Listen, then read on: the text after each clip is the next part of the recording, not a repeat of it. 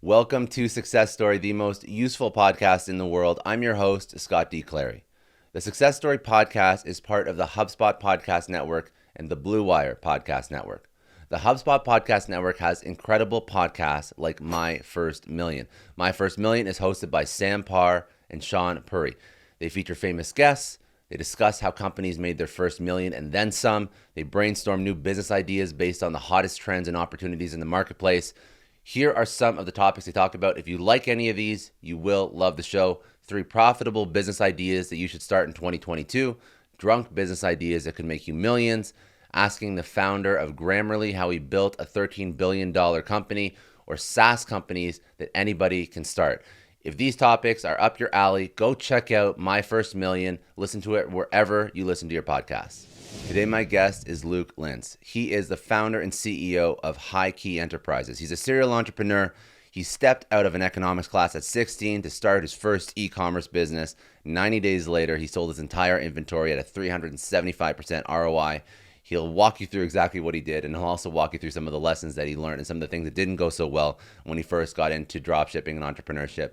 Now he's built HighKey Enterprises from the ground up. What they focus on helping people build their personal brand, also helping businesses build their personal brand online. Some of the strategies that he's used for his clients, he's used on himself, which is what's so incredible, because how many people talk about being a great social media agency or a personal brand building agency or whatnot, and they can't even do it for their own accounts. But he's amassed a following over 1 million on his own social media accounts.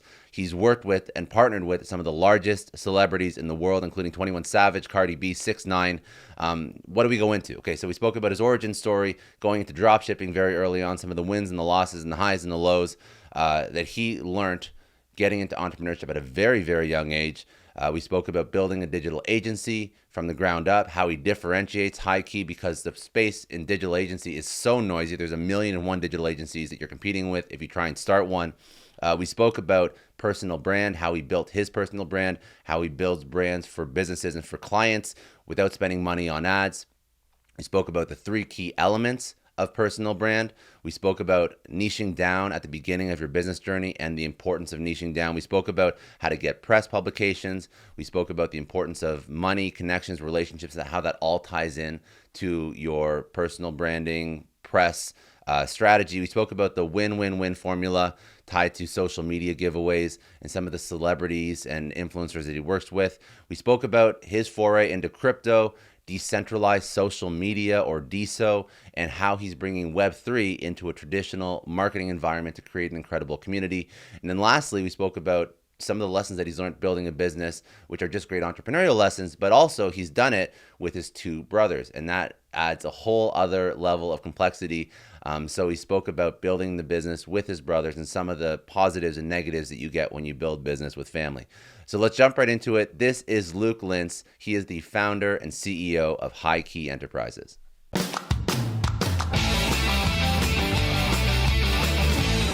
Born and raised in Winnipeg, 20 years there. Okay. All right. So, Canadian boy from Winnipeg. So what's the first version? Because right now you do a lot of stuff. You were throwing a party last Friday. You started an NFT project. You built your own. So I don't want to call it marketing agency. I don't know what you actually call what you do. It's an agency of some sort. You're doing stuff, but what did you start with? Like, how did you get into building your own business? How did you get into working with your brothers? All that.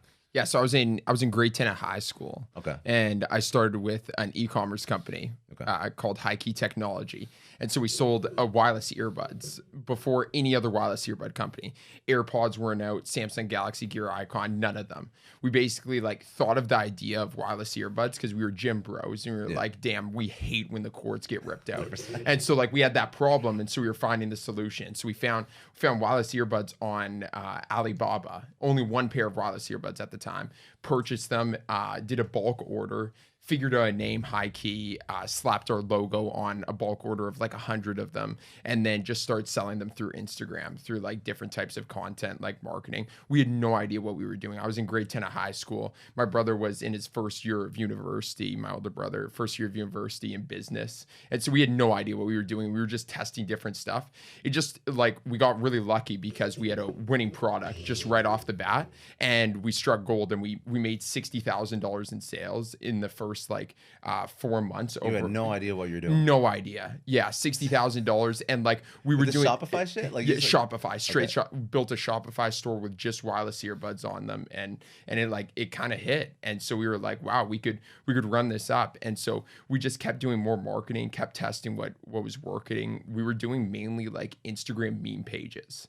So we were making content of ourselves with like product placing the earbuds in it, and then posting that content on meme pages, like Instagram pages with like 1 million+ followers. And then we got to a point where we ran up the business to 7 figures in sales. With knowing nothing. And was it just, did you hire out, or was this just like you and your brothers and you're just managing this dropshipping store? You found some meme accounts, you're throwing stuff up on there and you're selling. So 7 figures is a lot of volume for like not having anybody, right? Just pure dropshipping. So that must have been like customer service headaches sometimes and shit like that. It was myself, my older brother, and then one other business partner that we had at the time. And our other business partner handled all the customer service, so all the emails and stuff. I taught myself video editing and graphic design, so I used Adobe Photoshop, Adobe Premiere, edited all the content, because we were like, our entire source of income was through content marketing. Only thing, we didn't run any direct advertising. It was like just through content on Instagram. We grew to 7 figures just content on Instagram back in 2016, 2017. Yeah, and then oh my God, dude, we made some crazy mistakes with that business, like wild mistakes. Like, so why did you kill that business? Yeah, because because everyone who's listening is like, oh, that's going great. Like these kids kind of got a little lucky, probably a little less lucky over time, because you start to figure shit out, and you start to learn and whatnot. So at some point, I'm sure you figured out like what content resonates, how to run a proper store. Like you know how to scale it now. Scale it 7 figures. Congratulations. That's a lot more than what I was doing in high school. So why did you kill it? Yeah. So we were doing really good. We brought on consulting. Like we started bringing on like really good people in the industry at Facebook ads, and they were consulting us about how to create a better website and everything. And everything was scaling up. But then we made a major error where we had wireless earbuds that was making 7 figures in revenue.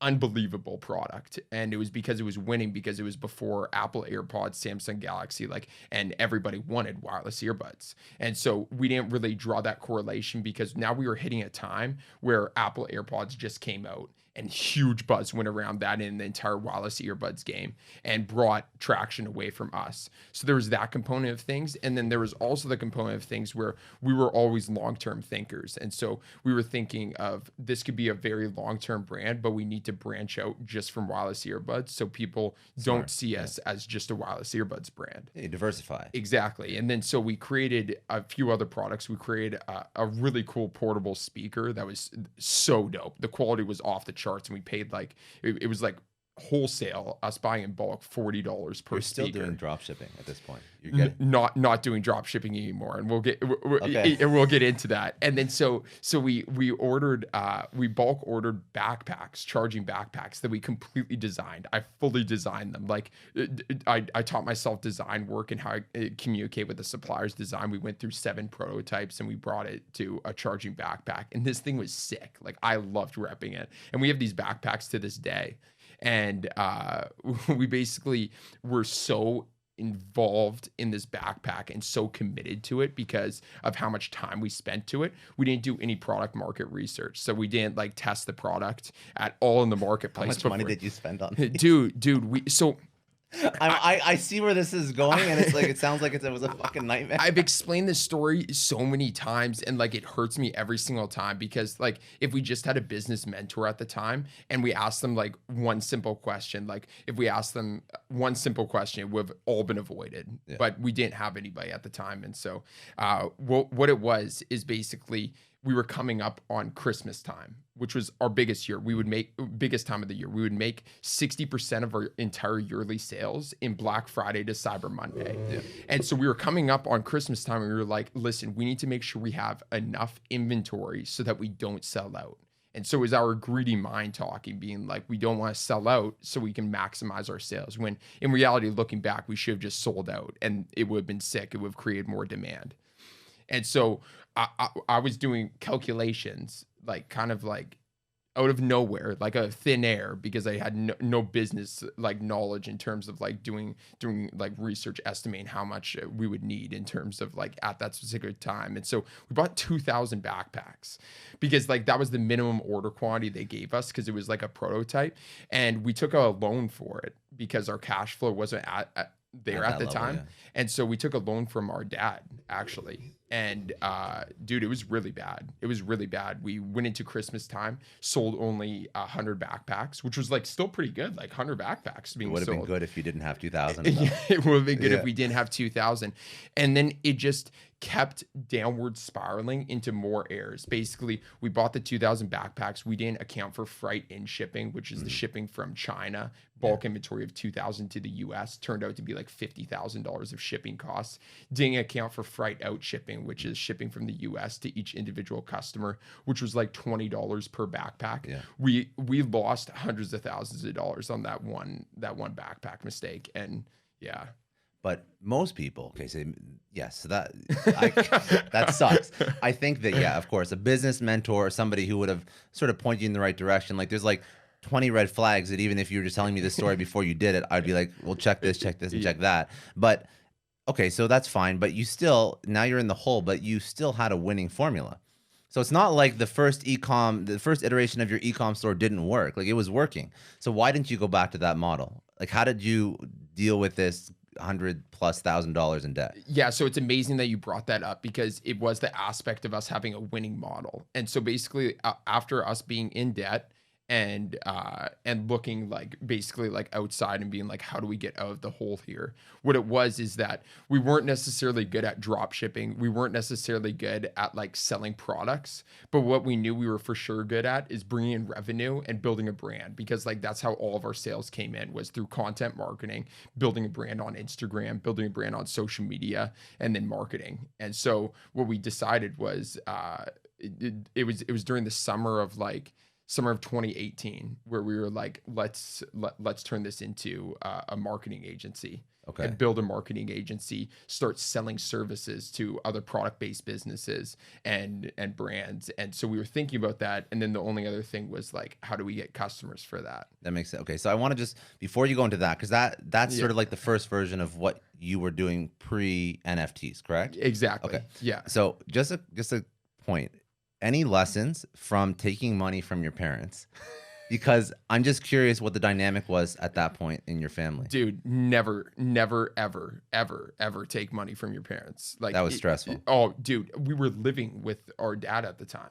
I was living with my dad, and like I've never been inherently good at communicating with people, especially people who are close to me. Mm-hmm. It's something that I struggled with always, especially about like very stressful matters. And so we were living with our dad. I wasn't communicating with him with how our business was actually doing, and like that we were like big time in the hole, and I owed money to him, and I was trying to figure out a way that wasn't a proven way to get out of the hole. And so like there were so many dynamics that was by far the most stressful time in my entire life. How did you, okay, so obviously it's tough starting a business when you're not in a good mental space either. Because already you're coming from like a very stressed out place. So every decision you're making in the back of your mind, you're only thinking like, how the fuck do I repay my dad? Like, how the fuck do I repay my dad? So, okay, so you figured it out though, obviously. So what was the first version? What was the first version of the marketing agency? How did you, because that's something that you've never done either. Yeah, so the first version was me just bringing it up to my brother, bringing up the idea of it. And it was just at the idea stage for like about 3 months where like it was tossing around the idea, being like, I think that this could be a way that we could make it back and like that we could actually grow something huge from this, but us not having a plan there at all because we've never done that. And then it just so happened that we were out for lunch one day with our mom. Myself and my two brothers, and there's this person right behind us in our hometown in Winnipeg, and he's talking about real estate, and he's just talking with it seemed to be his business partner across the table, talking about just bashing his current marketing team, being like, this is horrible, the content is horrible, I've been spending so much of my own time on this. And my mom overheard that. When he walks up to leave the room, my mom says, excuse me, sir, I heard that that you were talking about marketing? And then he's like, yes, I was. And then my mom's like, my sons are actually unbelievable marketers. And she knew, because we talked with our mom about like us wanting to how you made money with the e-commerce company and how you were working with like Instagram accounts. And yeah, and possibly getting into an agency space. And so she had that in the back of her mind. And then his name was Stefan Arnio. And he leaned down at us and he's like, how old are you? And I'm like, I'm 18. And he's like, how old are you, to my older brother? And he's like, I'm 21. He's like, perfect. He writes down his number. He writes down his number on a postcard. He hands it to me. He's like, give me a call here. And he gave me an exact time. It was like, give me a call at 4 p.m. CST and woo me. That's what he said. And then he left. That's all he said. And he wrote down his name and number. And so afterwards, we were like, whoa, what? Like, we searched him up on social media and he looked like a complete scam. He had an Instagram page, said real estate in the bio. And then like he had pictures of like pizza and like just like girls that he was with, like random stuff. We we're like, this is for sure a scam. On Google, there was nothing. And so I gave him a call and I'm like, we want to set up an in-person meeting. And so we set up an in-person meeting. We went to his office and we were at the office and he had an entire team and we were like, wow, this could be real. So what did you do for him? That was your first client, I'm assuming? Yeah. I set up a huge proposal, massive proposal. We said we would take over everything, every single social media platform, all content. I would film it, edit it myself. I would do everything. And it was $5,000 a month. And he's like, listen, guys, I'll give you a try for 2 months. He's like, if it does well, then we'll keep going. Over 2 months, we crushed it. Literally, absolutely slammed it. Like he got 10,000 followers on Instagram naturally just by the type of content we were getting him to film. We were making him go way outside of his comfort zone, doing viral content. And then after 2 months, he paid us $10,000, and he was right with his word. And then he's like, "I want to partner with you guys, and I want to bring all of my clients who are high level." He was a real estate investing coach. And so he had a ton of real estate investors, and so he was able to bring that to us. And you just copied and pasted that playbook, like that content marketing playbook, because you're like, I think that people are used to that kind of style of content now. Like, you have to put yourself out there and whatnot. You have to be creating viral stuff. You have to be going on video and whatnot. So probably the stuff you're doing when you started working with him.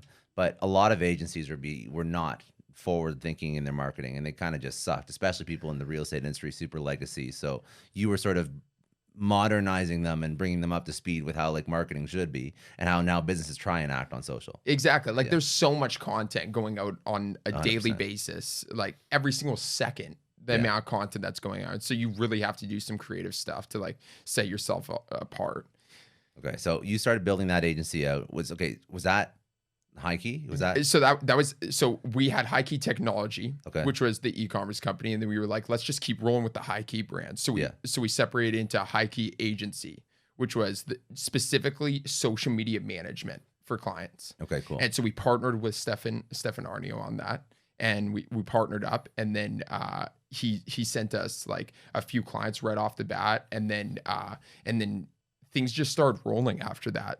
So you started getting more clients, still social media agency work at that point. Yeah. Okay, cool. All social media management, like doing management on Instagram, Facebook, LinkedIn, and then TikTok when it started coming around in YouTube. But that's still hard to scale with just how many people are you working with right now? So, dude, right after we signed our second client on HighKey Agency, that's when we hired our first ever employee.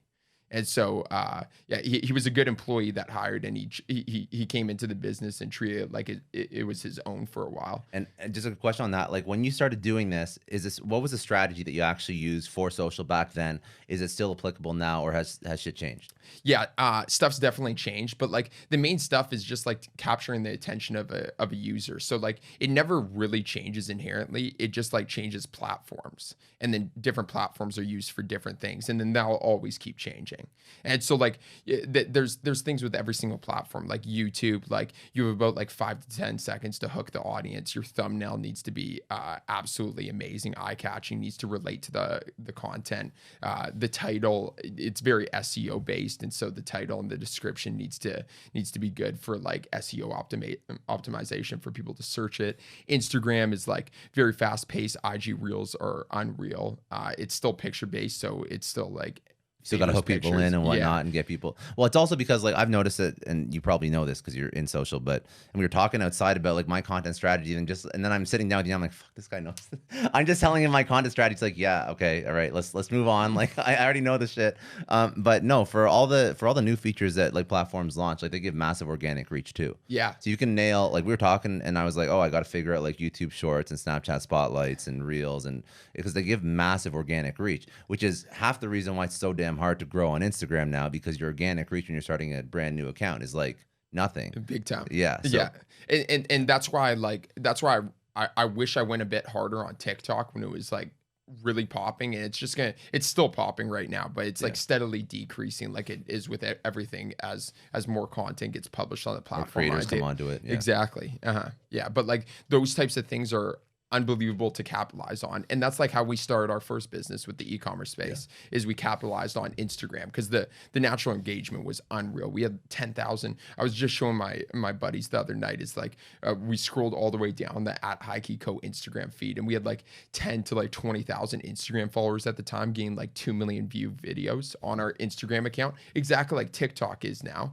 And with like our own faces, and so like we have so many followers on that account that like were with us since the OG days of like watching us like progress to this. But you also, like, I know you go onto new platforms because I saw you on BitClout. Yeah. So you jump onto new social and shit, and you're trying to figure that out. Like you're still obviously like very much with it, and you're still trying to. But do you still do like the day-to-day social management for agencies? No. I exited that I exited that quickly. Why? Very quickly. Why? Because I've always wanted to get to a point of like scaling a business, and so like it's hard to scale. Very hard to scale. And so like I actually realized a huge talent of mine is like I'm really good at hiring people. Really good. I'm really good at seeing like value propositions in people that like are like their skill sets, even if they don't see it in themselves. And so I found that like after I hired our first 3 employees at HighKey Agency, I'm like, I'm better than this even at social media management. So I just need to find people that are better than me at social media management. And we have that now. Like I have an unbelievable team of social media managers better than me. And like I get on our weekly calls. We have 2 times a week about all of our social media management clients, and they bring up ideas that I couldn't even think about for different. By the way, I actually didn't mean like, do you specifically still do the work for people? I meant like, are you still in the like the content creation game? Because I know that you do other stuff now, because now you work with like celebrities and influencers. You do some sort of like giveaway thing as well. Yeah. And I think you do PR as well, because you do like a whole gamut of shit now. Yeah. Content is a forever game. Okay. Yeah, I always want to be in the content, and so like I go through like. And I want to get to a point of being consistent, but like I go through like bits and periods of like doing more content than normal. Like my Instagram page is like, I don't really post that much business stuff on like my main feed. I just like keeping it like looking cool. Yeah. And then I make videos every once in a while for our business accounts, HighKey Agency. And then we fly to practically every single celebrity that we film like our giveaway collaborations with. And that's content that goes up on HighKey Clout. Okay, so I want to understand. How you work with celebrities. Then I also want to understand how you built your personal brand, because I'm assuming what you do for your clients, that like you just take the playbook that's worked for you, and then you're using it on your clients too. Yeah. So what is the celebrity play? What is the giveaway play? How does that work?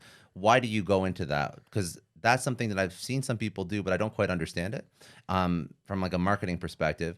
And like walk through that piece. This is cool. We're like literally going through like the timeline of like everything. I find it interesting because like what I'm trying to do is like you've done a couple businesses. So I'm trying to figure out like why you've gone into each one, how you've made it successful, and sort of like lessons to pull out of that particular business. Because I know people that are going to be listening to this that are trying to start like a social agency. So like from day one, like what are the things you want to get into? Well, you're trying to hire the right people. You're trying to figure out how to scale yourself. Like don't do all the work yourself. Maybe try and find retainer clients. It's another thing you mentioned.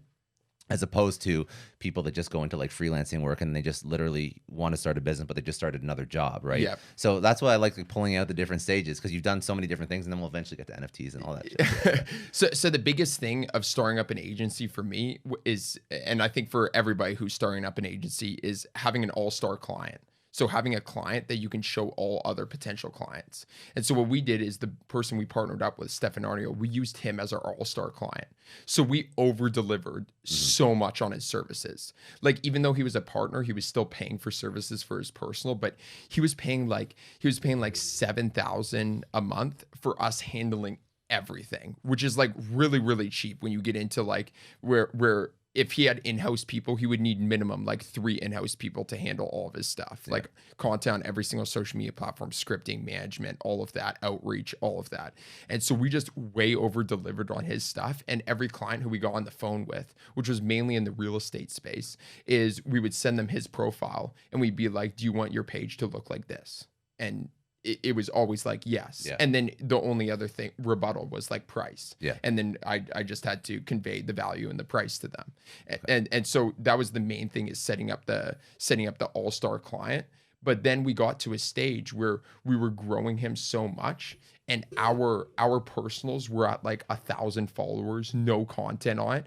And I was getting rebuttals on sales calls being like, if you believe in this so much, why aren't you doing this for yourself? Yeah. And it was like a switch in my head. And I'm like, whoa. And practically since that time, and since that like idea and like that brain switch, is like every single service we have ever sold since then, we've tested on ourselves beforehand. Okay. And so that's when we started working on our personal brands, which come back to you working with our personal brands, is we started working on our personal brands with growth management, content. And so like we were practicing what we were preaching, basically. Okay, cool. So you started building up your personal brand. You're practicing what you're preaching. That's a smart sales strategy, of course. But and that's funny because not a lot of people actually focus on that. You see people that like sell very expensive. 7K for all inclusive is like cheap. Like you can do like 10, 20. I've worked with agencies that are upwards of 50K for some like super extensive marketing plans. So 7K is relatively cheap. But if you don't, if you look at an agency and you're like, yo, we're going to run your social, and they have like 200 followers on their Instagram, you're like, really, what can you do for me? Why haven't you done it for yourself? Anyways, okay, so the whole celebrity giveaway thing, what is that? How the hell did you think of this particular business model? Because that's not something you copied and pasted from like just like another agency. Yeah.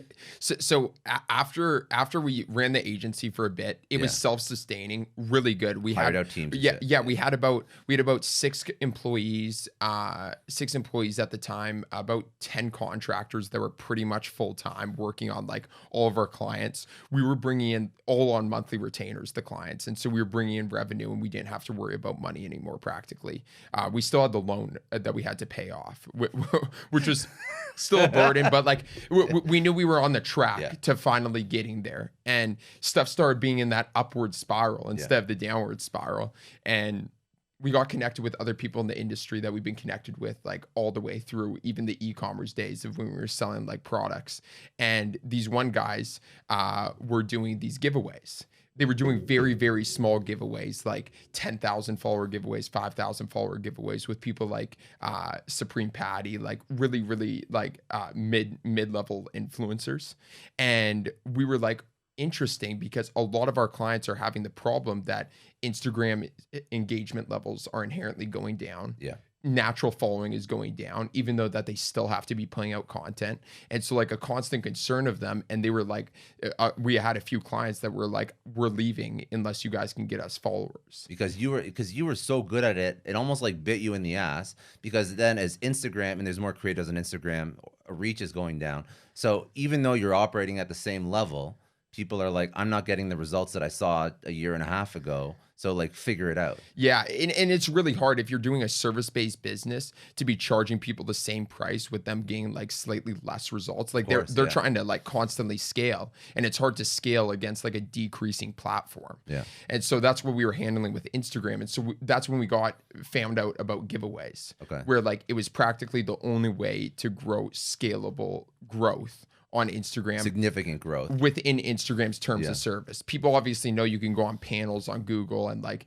buy 10,000 fake followers. That's bullshit anyways, bullshit. It would destroy your Instagram account, and like Instagram accounts get disabled all the time from this.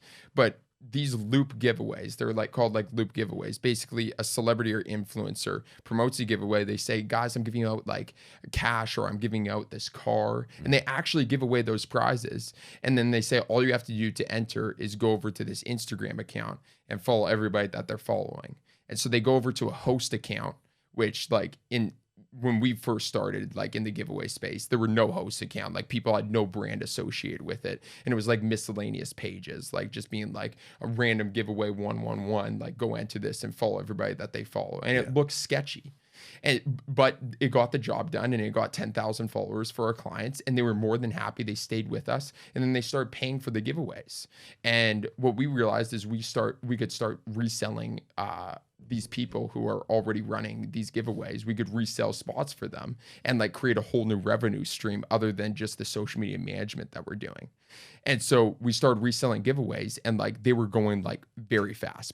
Everybody. But the secret in this is like actually getting the celebrity on board, because for sure I can sell somebody like, oh, I'll get you 10,000, 20,000, 50,000 followers. That's not a hard sell. Yeah. But like, how do you get like a, I don't know, like a Tyga or something like that? Like, how do you get somebody like that? So before, when we were first getting going, there was no celebrities in this. It was only like influencers. So it was mid-level influencers, and they were getting paid like $5,000, $10,000 to do a giveaway, which was easy for them.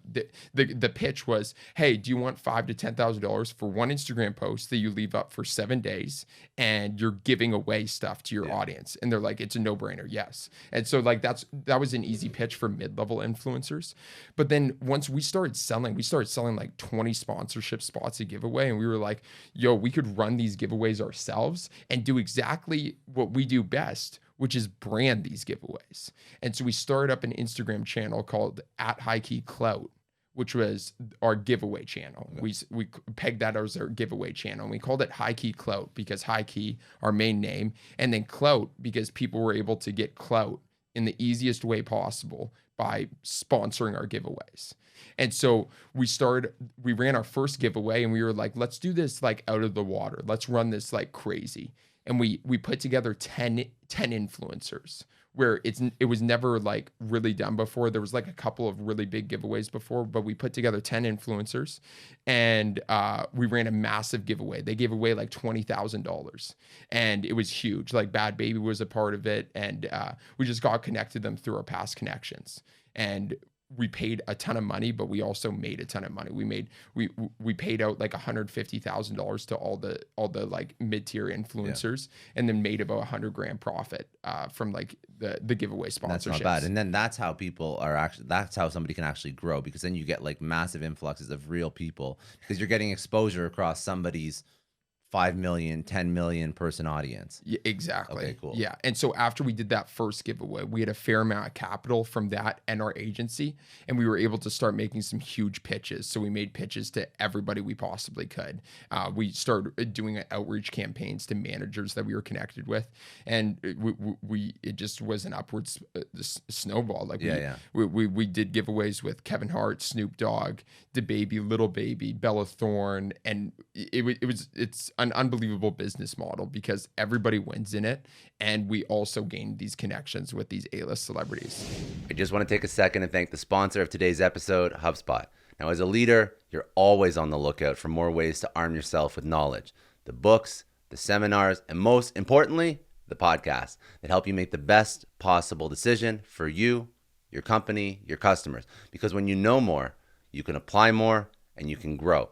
With HubSpot's CRM platform, you can store, track, manage, and report on all the tasks and activities that make up your relationships with customers. With a bird's eye view over all your customer interactions, HubSpot empowers your decision-making like never before, so you can give your business and your customers all the good you've got. Learn how to make your business grow better at HubSpot.com. So the only thing that I want to challenge you on is, how is this a defensible business model?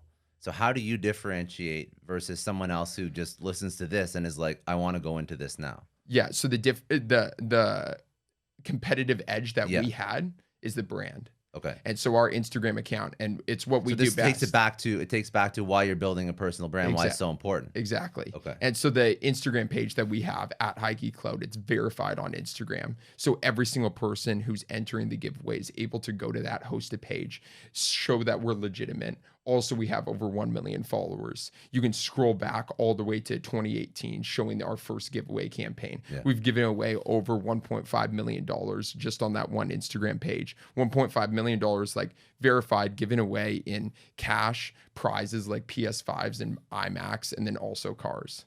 Very good. Okay, so then so when was this time period for the actual, like the giveaway? That was sort of like the next version of the HighKey agency. This was up until just recently, right? And then you started to go into NFTs. Is that correct, or was there others? So giveaways, giveaways started picking up, like for us, where we started doing our own giveaways in 2019, and then all the way up until now, and we're going to be doing giveaways for the rest of our lives for sure. And help me understand something else as well, because it's something that I was trying to figure out if I wanted to actually take part in a giveaway. Yeah. So how do I know which giveaways work for me? Meaning, if I go with like a Cardi B, for example, how do I know that her audience works with me? Versus if I went with, like, obviously there's not a ton of like business influencers that are like a Cardi B or probably have that level of reach, but still that would be a better audience. I know it's a really common question that we get with practically every single sponsor that we have that's like new to the giveaway space. And it's this comparison that's like best for it. Like, it's the only way to build scalable Instagram followers. Only way on Instagram. So like, if you're trying to grow your Instagram, this is the only way. Give us people listening numbers. So when you spend X amount of dollars, because I'm trying to compare it to other marketing. So if somebody was like, oh, I'm a marketer, I run, for example, maybe I run ads. Yeah. Try and get influence to get followers, right? Yeah. So there's a dollar per follower or whatever it is, or maybe $2 per follower. There's one book called, I think, 1 Million Followers, where he tries to like run ads in like all these like other countries around the world that are like a lower CPM, and he gets like 20 cents per follower or whatever. Yeah. So what's like the actual dollar value per follower? Yeah, so we ran Facebook ads to get followers without a giveaway associated, just with like, for example, you like cutting up your content on your podcast, delivering it to an audience that you're looking for in the US, which was obviously be really targeted, and you'd be paying about like $2 to $3 per follower, but it'd be like really targeted business people, and it's not like inherently like extremely scalable, because $2 to $3 could fluctuate a ton, because there's no real way to like target for followers, and there's very like you're right, there isn't. And if you think about yourself, like just scrolling through Instagram and stuff, like how often would you see a direct advertisement brought to you by Facebook to follow, or like go to their page and follow? It's weird. So like Twitter does it. I think Twitter actually has like a paid to follow. But Instagram, you'd have to just run like a super compelling ad that would make somebody like want to, which is tough. Exactly. And so you're paying like $2 to $3 practically minimum for a very targeted follower. And so like the negotiation and like the counter argument of the giveaways in terms of scalable growth is you're able to gain hundreds of thousands of followers on a monthly basis, and it's around 10 cents a follower. Okay. That starts to make and sense. So even if some of them aren't your perfect audience, it still is incredibly cheap. So you're hoping that if, like, say 50% or even like less than that, if 50% of your target audience, then you have volume, which I guess helps with like your clout and just like your social proof, because you have the volume there. But then maybe like 40 or 30% of them are actually like people that would buy your service or engage with your content or some shit. Exactly. And a lot of our clients are, especially of the giveaways, a lot of our clients of the giveaways are people who do high ticket sales. So for example, like we have a lot of plastic surgeon clients where like, like the #1 plastic surgeons across the US, like millions of followers. And the reason for that is it's just a numbers game. Like they do one plastic surgery and it's like $20,000. So for example, we have a Nicki Minaj giveaway coming up. It got postponed, but it's going live on Thursday, March 24th. And that's like around $10,000 to get in, or 10 cents per follower, a kind of 75,000 to 100,000 followers. So they're getting the plastic surgeons, and we have a ton on this giveaway list. It's 75,000 to 100,000 followers, and they just need to get one client. out of 75,000 to 100,000 followers directly coming from Nicki Minaj, and they're in the profit. And so like those are like the ideal clients, and those are the clients that like are recurring because they do make that. And they consistently make that, and they buy into every single one of our giveaways because of that. Okay, that starts to make sense. Yeah. And then besides that, the people who, other than those high ticket sales, a huge portion of clients specifically for the giveaways are people who are just trying to initially grow their brand. Like they have 1,000 followers and they need to get over like that 10,000 or 100,000 follower mark just for brand legitimacy. So like it's like they need to get over it for brand legitimacy. And then if they get sales on the back end from it, it's like a bonus. But yeah.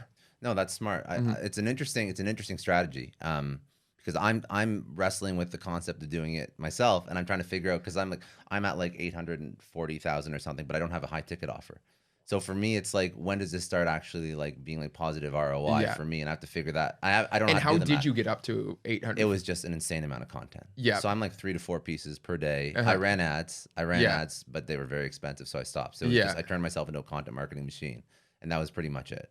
That was how I grew, and I've been doing that for a long time now. So, but I also, and so that's the ideal way, and it's either time or money. So I have an edge because I get celebrities on my page, right? So I get notable names, and I get, when somebody comes on the show that has, it doesn't matter how many followers, if I put that content out, then they're reposting it against their audience. So I'm getting access to some celebrities' audiences already that normally most people can't get tagged and be reposted on whoever's audience, right? Like, it doesn't really happen for most people. It's half the reason why I love podcasts as a content marketing thing, because it works, right? You put out a piece and you tag the person who you interviewed, and they either will actually ask you for that piece and post it on their channel in like an actual in-feed post, or they'll put it onto stories, and then that's across all their social. So I could, like, you tag them on Twitter, they'll retweet it. You put them on LinkedIn, they'll repost or reshare it on their timeline. And it's a great pitch. Like you're going up to them, giving value, basically. Well, not only am I saying you're getting access to the audience that I have,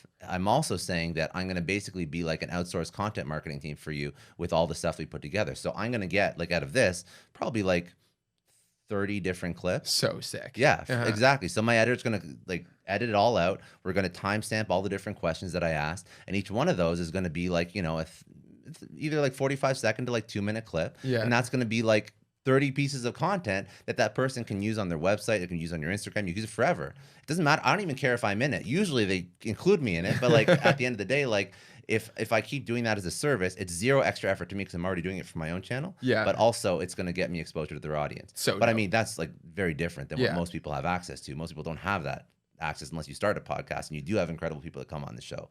Most people don't just get retweeted or shared to a story of a celebrity, right? So, but that's unless you pay them. unless you pay them, exactly.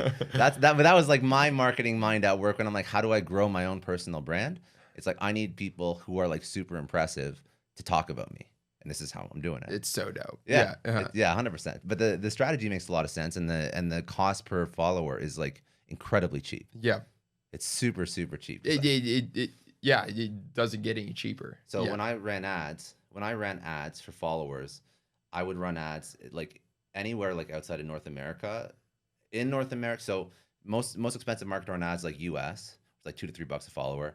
Canada, Australia is like maybe $1 a follower. Yeah. And then like Philippines, Pakistan, anything outside of that is like between 20 to 50 cents a follower. Still, they're very not targeted expensive. either. They're still not, like, you can target a little bit. You can target like their interests and their language and whatnot, but it's still, the cost is still expensive. So it's like, if I could get 10,000 followers from Nicki Minaj, that's probably still more targeted than if I'm running a campaign and targeting some country in the world that's outside the US. Going to be like 20 to 30 cents per follower, but it's still like not easy to do. Exactly. Because there's no direct ad set that you can run that will push people to directly follow you. It has to be like a choice on their behalf. So the ad has to be super fucking compelling to make sure that they actually do that. Yeah, and you got to run like an engagement campaign. Yeah. Well, you just try. And forget about the testing phase, which also is just super expensive, where you test like the creative and the copy and the targeting, and you make sure that all that resonates. So yeah, it's smart, very smart. Okay, so this is and you've run these on yourself, I'm assuming, as well. Like we put ourselves in every single giveaway. Yeah. That's how we ran. That's how we got from the 1,000 followers that we were at to over 1 million followers. Okay, so talk to me about community building. And why I say that is because that's what you're doing now. So when I look at your brand, I see you as a great community builder. I see you as all the stuff you put out, the parties that you hold, the NFT that you dropped. All that seems to be, I don't know if you did this purposefully, but it seems to be about community building, because at the end of the day, that's what's going to basically make that business take off. So did you do this purposefully? When you wanted to drop an NFT, were you like, I want to create community, I want to create access, I want to create events? Or was that something that you almost did just because you enjoy doing that? Like, you seem to like love partying and shit. So it was like, I want to create a project that sort of like helps me like sort of double down on what my brand is already about. Yeah, so for NFT projects specifically, it's 100% about community. Yeah. The entire NFT community is like, each project is like how valuable you can build a community and like how much value you can bring to that community. It's with every single like top project, like the Bored Ape Yacht Club, which is like one of the top NFT projects like out there. It is what it is because of the community that they built. It's like amongst celeb owners and very, very rich people that people want to buy into it solely to get into that community and get access into that community. And so like, yeah, that was like top of mind in terms of what we were doing with like, so our NFT project, it's called like Fraternity Apes Party, Frat Apes. Yeah, I saw this shirt. Yeah. And so we were waiting to launch an NFT project because we wanted a utility component to the project. And because we're in a landscape now where only NFTs succeed if they have a utility aspect. So for a long time, there was hype at the beginning, and then you see like even like the search terms on Google, like they're drastically declining. So we were talking before about like all the crypto projects that failed. There was no business fundamentals, no utility. So now when you launch something, like you have to figure that out. So so how did you figure out utility? How were you like, this is how I want to create utility for Fraternity Apes? Yeah, so it came because back in 2021, we got the opportunity to throw a massive party because we had a sponsor. We had some of our clients in Miami at the time, and it just lined up where we were doing 2 giveaway campaigns back to back. We were filming with Rick Ross and we were filming with Lil Baby on the same weekend, and so we were like on top of the world, and we were like, let's do a crazy party, let's do a crazy event. And so we set some things up, and we had a yacht event at the start, and then Miami. and a yacht event at the start where we tied up 3 yachts together, 3 75-foot yachts, and then we went to a mansion the next day and threw a crazy mansion party. And we were able to do that because one of our clients, who's like such a good friend, and like we do tons of investing with him, like in real estate. His name's Robbie Clark. This guy's a savage. I was talking to you about him too. I think I've seen. Yeah, I saw. So I'm supposed to do a show with him too, or yeah, something. Yeah. I'll line that up if you want. And he's great. He owns like 300 million plus in real estate right now in Canada. We're trying to bring it up to $1 billion by the end of this year. And so he helped us out with sponsoring the entire event, the first event. And we thought that would be cool because we had the opportunity where it was over a huge event. It was the Floyd Mayweather and Logan fight, and so everybody was in Miami. And so we were able to reach out to all of our celeb friends, all of our influencers, and be like, "Yo, we're throwing these crazy parties. Like, come through if you're okay to post on your Instagram and stuff, and like want to do anything." And so on the yacht, we had like Little Baby and Blueface were there, and we had a great time. And then at the mansion, it was Blueface came to perform, Rich the Kid came to perform, and then like a bunch of like random celebs. And this is just because you've been doing this and you've been like building out these connections in this network for all the actual work that you're doing with HighKey previous to the NFT launch. Exactly. It was the accumulation of all the connections that we built up. That's smart. That's very smart. See, you know what? There's something to be said. Like, this is like, you did it one way to build this incredible network, and look at what that allows you to do. Yeah. That's an awesome network to have when you want to do anything. Now you have this like group of celebrities you can tap into. The same shit with like actually building a podcast. Like, literally, you have to find ways to orchestrate like connections. So like, how do you orchestrate connections? Well, these people that are operating at this level, like a celebrity or like an incredible business person who's achieved so much success, like you have to provide value to them in some way. And like, if you want to like, I don't know, like hockey stick growth curve, like exponentially grow your career, like find a way to provide value for like the most influential people in the world. And like, you'll find yourself in a pretty damn good spot.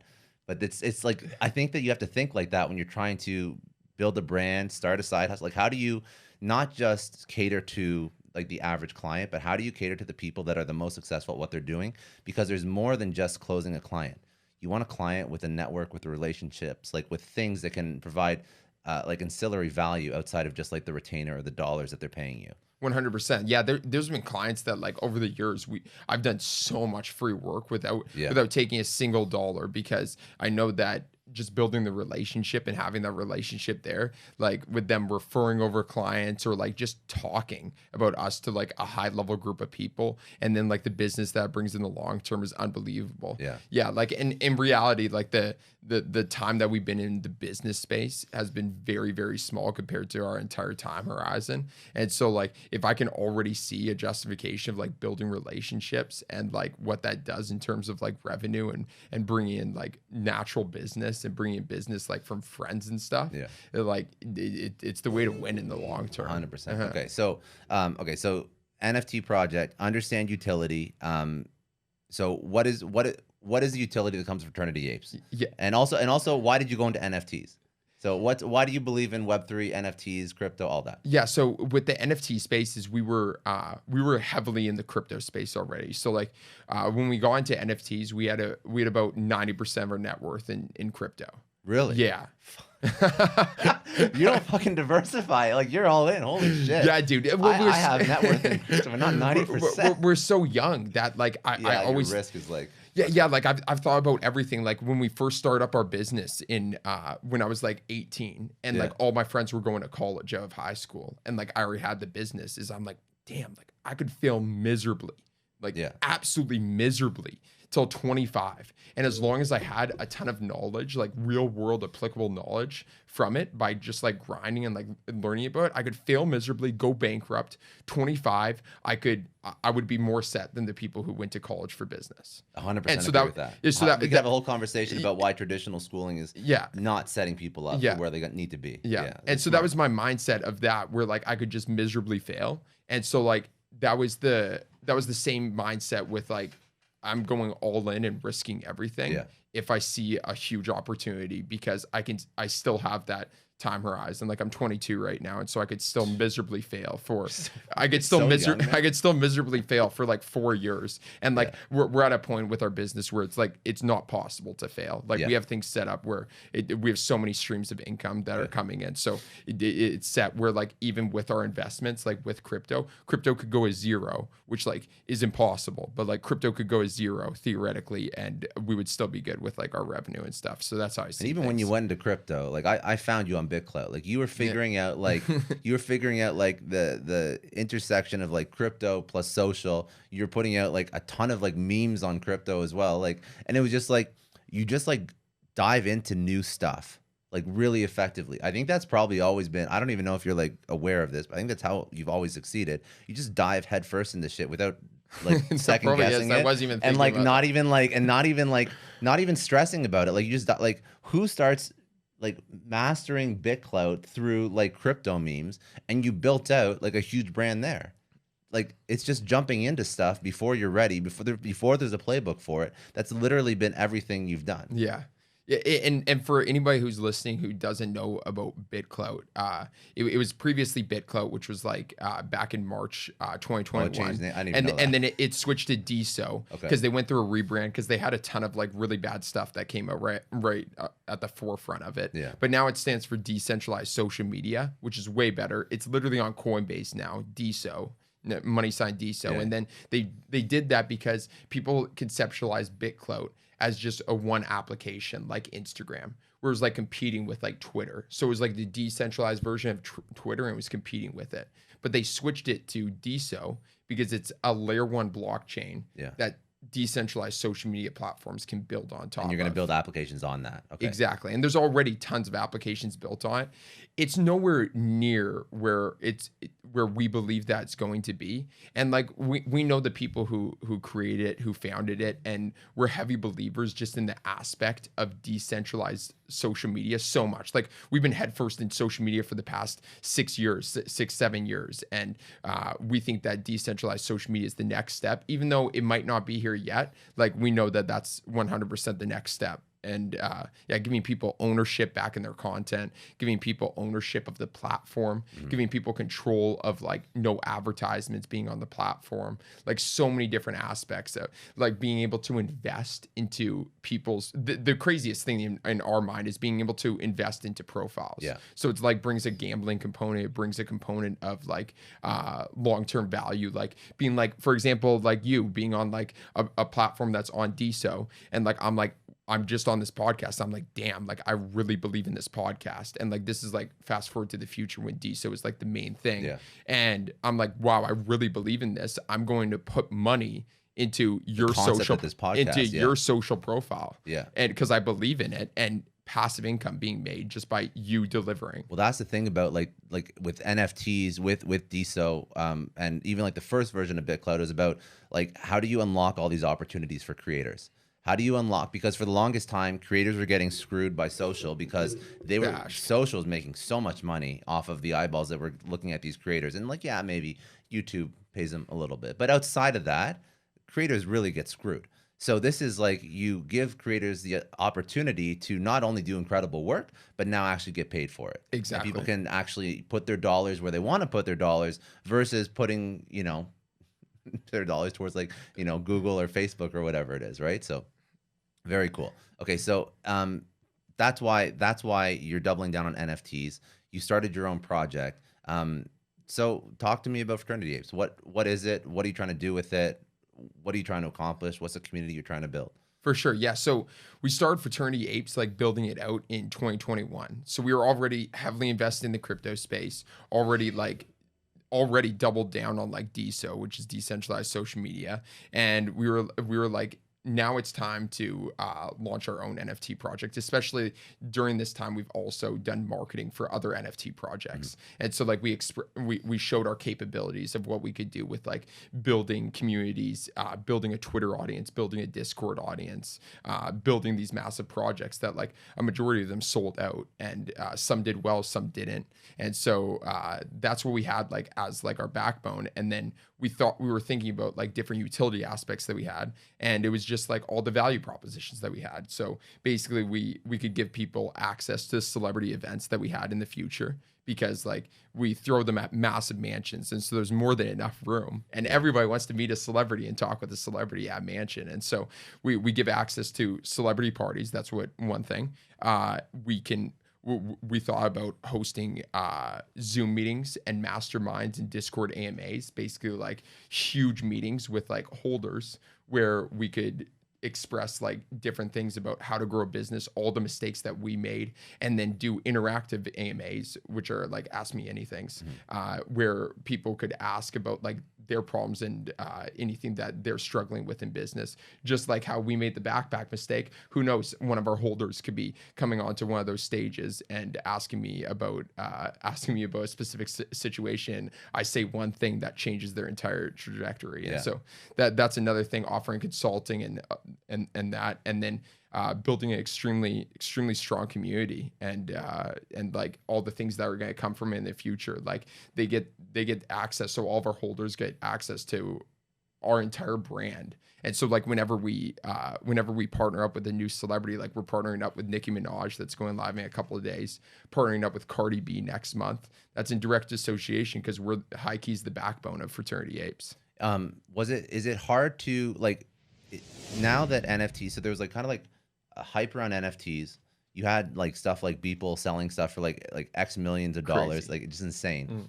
Now that it started to decline, do you have problems marketing NFT projects? Do you feel like you have to like regain trust in people, or are people still on that bandwagon? For sure, people are very skeptical about projects, especially like whales and stuff, and you have to really win them over.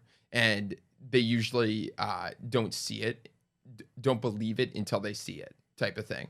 And so like that's what happened with our project too. Like it didn't go as successful as like we hoped for, but like we're going to be winning over people in the long term. Just like how some projects just like spurred up and like either like don't sell out, or like sell out very fast and then drop in value a ton. Like people are going to be seeing like the value that we constantly deliver over the long term, and then get into it after they see that. And where do you think so NFTs went up, went down. Where do you think the actual like future of NFTs are going to rest in terms of like community creator economy? What purpose do you think they're going to serve? So the basis of NFTs is like basically the thing that's behind it is the smart contract, where like it's a digital contract that auto fulfills, and it's coded into the contract that it auto fulfills on specific certain requirements.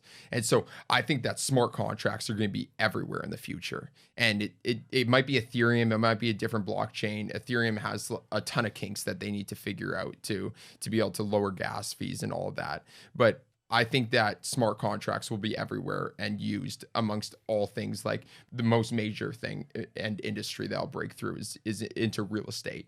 And like there's tons of barriers they'll have to go through. And like in crypto time, it's going to be like so long. And it could be like 5 years, it could be 10 years, but it will come where, where people will be able to, in China, buy a piece of land in Canada. Without a lawyer or anything like that. Through a smart contract. And like, if you're in the NFT space and if you bought NFTs before, you can see like how unbelievably easy it is if you understand crypto and understand like the basics of crypto. It is very easy. And like the thought of that being in a physical realm of like, say, real estate is really cool, because like I've been in real estate investing as well. And the amount of paperwork and the amount of lawyers, the amount of fees that go on with that is disgusting. It like makes my stomach turn on in terms of how much time and money that goes into it. And so like if that could be saved, that could be that could be revolutionary. I agree. I think it's a matter of trust and time, because crypto is not new. It's just a matter of getting people to build out utility and to build out mechanisms that make it more easy than dealing with a lawyer or dealing with an intermediary, right? Like I think it's going to be a long game for crypto, but I think that if you start building out projects that actually provide utility, like what you're doing right now, and then people start to see projects where they're like, I want to get into this. I don't just want to buy in for the investment opportunity. I want to buy in for the actual utility, and then that's going to create some sort of some trust in the industry, because for a long time people created projects and businesses without utility, and that's what screwed over all the trust. For sure. Okay. Okay. So where do you want to take this next? Like, what do you want to go into now? I want to do. We've been doing this for like about like an hour and a bit now. Has this been over an hour? Yeah, I think so. Dude, this has been sick. I want to do a couple. I always do rapid fire at the end to close these out too. But what's next for you? Like, what's next for HighKey? What's your goal in the next 3-5 years? What do you want to accomplish? Yeah. So next 3-5 years is, we really think that in the next 3-5 years, DSO in particular is going to take off. And if it takes off, we'll be billionaires. The amount of money that we have invested in that and the percentage ownership that we have in that. So anybody listening to this in 3-5 years, let's hope, pray at this age as well. We put a lot of eggs in that basket. And let's hope it ages well. And so like that's one thing that we heavily believe in. And we're working on, but it's not distracting us from our main businesses and our main source of income currently. Over the next 3-5 years, we want to be doing giveaways. Yeah, for sure. It might change platforms. Like Instagram is lessening in terms of like the value that's coming through it. And so it might change to another platform. If like our clients are more interested in TikTok, it might change that. Giveaways will always stay a thing. We want to be investing more money into crypto, all of our profits. What is outside of obviously your own NFT project, but what are the ones that you look at right now? We mainly store all of our money into Bitcoin, Ethereum, into like the main ones. Outside of like projects that we go heavy into, like DSO and our own NFT project. When it's all said and done, in 150 years from now, when you're dead and gone, what do you want people to say about you? How do you want to be remembered? Man, I've never even thought about that, just because of how young I am. Because I know. I usually interview people that are like 3 times your age, man. I honestly, I don't really care. I'm just trying to have I've thought about this, and I don't really care how people think about me when I'm gone, because I'm gone. And this gets into like a huge other topic about like what you think happens like after life, like religious beliefs and stuff. But I mainly just want to have a damn good time while I'm here. I want to constantly be lessening my stress. I want to be improving myself, and I just want to do good and like make sure I'm building relationships and having fun time with good people. I love that. Yeah. Okay. Let's do a couple rapid fire. First thing that I'm just curious about, I don't always ask everyone this, but how's it working with your brothers? Benefits, drawbacks, working with your family. So sick. The number one thing is that it's Do I have to like kick him out of the room so you give like an honest answer? Yeah, my little brother's in the room right now. But the number one thing for sure, and it's always been, I've been in business with my little brother for like 2.5 years now, with my older brother for 6 to 7 years since we started. The number one thing is trust, and like we've been through two business partnership breakups for people who are outside of the brotherhood, and now it's just the brothers that own HighKey. Like we're the only percentage owners of HighKey, and it's the trust thing. It's that you trust them with everything, and like there's nothing that could like come in between us. And like that's different for some families, but like we've been through like a lot of hardship when we were younger, and like we fought through it together, and like we've gone through that, and so that made us pretty strong together. Some drawbacks are like the communication aspect to it and like a personal relationship. I find this all the time. Like I talked about how I have a horrible communication problem, but like we rarely talk about anything personal, like nothing personal. Yeah. And it just gets to that point because like we're talking about things that are like $100,000 topics. And so like, we see it as like, it just gets complicated that way. And so we're going to have to work on that over time for sure. Yeah, that's an interesting point. I've never worked with my brother on anything, but I can see how that is your brother tough. in business? He's going into law.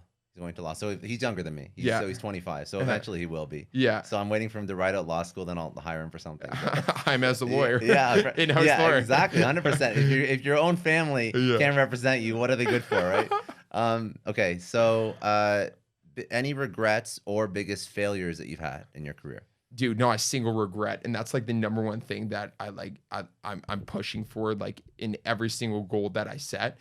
And the reason we threw the parties, the reason we start up an NFT project, even though it's an NFT bear market right now, is because I don't want to have a single regret in my life. I don't want to be at 80, 90 years old, looking back on my life and being like, damn, I regret doing that.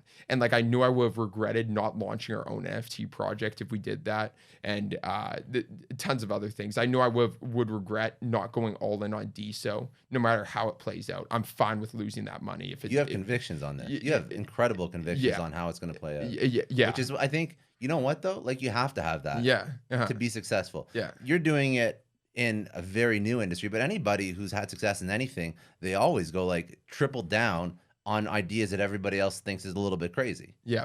So I mean, if it's DSO, if it's your own company, you're starting from the ground, it doesn't in any industry, like you have to be like a little bit like obsessed insane about it. Yeah. Oh, you should see my older brother. It's only thing he talks about is DSO. Good. No, that's probably why you're going to be successful at it. Like obviously you're riding industry waves, which is outside of your control, but like if industry goes well, you're going to be at the forefront of that, right? One person who's had a major impact on you. There's obviously been many, but pick one. Who was that? What they teach you? Stefan Arnio. So he was the person who was our first business partner, and he taught me a lot of what I know today. Even though he didn't necessarily bring a huge amount of value to HighKey agency, like he brought a lot of value up front, and then he had to focus on his other business. But I was always with him. And like I was with him on a daily basis, and he became my like best friend. And I was with him so much. He taught me sales, negotiation. He taught me hiring techniques, everything, management techniques, a lot of stuff where like I could come up to him with a ton of different questions, and he would always either have the answer or like give me thought-provoking questions to think about. He challenged you on stuff. Yeah, and it's unfortunate because like he actually passed away. Oh shit. Yeah, he passed away. He had cancer and very young age. He was like 32. And so that was really hard for me because like he was by far, like other than my brothers, like by far my best friend at the time. I hung out with him like every single day, called him. And he taught me, he was definitely, so tribute to Stefan Arnio for this one. I'm glad you mentioned it. That's sad. I'm sorry. Yeah. A book, podcast, something that's impacted you. Think and Grow Rich 100%. I read that book, and I did so much crazy stuff after that, in terms of like I did a dream board where like I always go like go big or go home strategy. So like I created a visualization of everything that I wanted in the future, like for the next like 10 to 25 years. And then I paid one of my buddies, who's a friend of mine, $1,000, and he painted an 8 by 4 foot, like mural of it basically. Wow. And then like I got that on my computer screen. I have it written on my phone and stuff. And like Think and Grow Rich like really breaks down about like visualizing and breaking down your goals and like your ambitions, and really unreal. Literally teaches you how to do goal setting in a book. No, it is a good book. I've heard a couple people recommend that as well. Yeah. If you the question I always ask, but this is irrelevant to you, so we're gonna have to take it back a little bit younger. The question is, if you could tell your 20-year-old self one thing, but I mean like that doesn't apply. So like if you could tell your younger self one thing, what would that be? It would probably be something around the backpack mistake that we did. So it would be like something around like don't be greedy. Always do product market research before launching something new.